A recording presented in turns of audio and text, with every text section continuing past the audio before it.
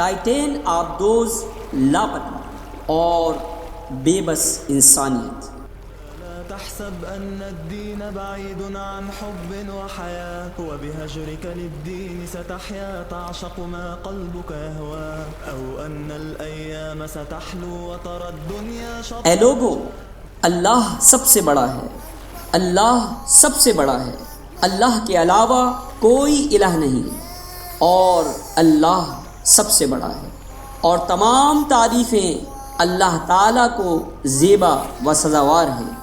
جس طرح آج ٹائٹین آبدوز کی خصوصیات کا اور جس نے مذکورہ آبدوز تیار کی اس کا چرچا زبان زد عام ہے، بالکل اسی طرح آج سے 111 سال قبل 1912 میں ٹائٹینک بحری جہاز کا تذکرہ تھا، جس کے متعلق بڑے بڑے دعوے کیے گئے تھے۔ ہونا تو یہ چاہیے تھا کہ انسان اس سے اپنی بے بسی اور لاچاری کو تسلیم کرتے ہوئے اللہ تعالیٰ کی عظمت کا نغمہ خواہ بن جاتا۔ نتیجتاً آسمان اور زمین اور جو کچھ اس میں ہیں اس کے ہم آواز ہو جاتے، جو اپنے رب کی حمد کے ساتھ اس کی تسبیح بیان کرتے ہیں۔ افسوس ان پر جن کے پاس لوگوں کی تعریف کے لیے الفاظ ہوں مگر باری تعالیٰ کی حمد و ثنا بیان کرنے سے قاصر ہوں۔ ان کے پاس انسانوں اور جو کچھ انسانوں نے ایجاد کیا ہے کے بارے میں معلومات کا خزانہ ہو، مگر اللہ تعالیٰ کے بارے میں وہ جہل مطلق کا ثبوت دے۔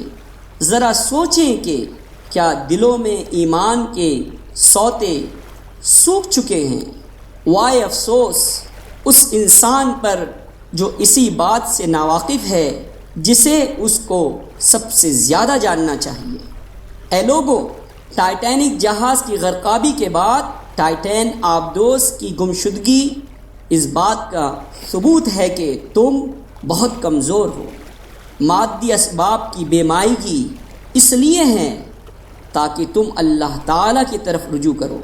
الغرض مذکورہ محرومی کیسی عجیب محرومی ہے، البتہ جب انسان کی بے حسی بڑھ جاتی ہے تو وہ اپنی محرومی اور عاجزی کی ان کارروائیوں کو اپنی فتح سمجھتا ہے۔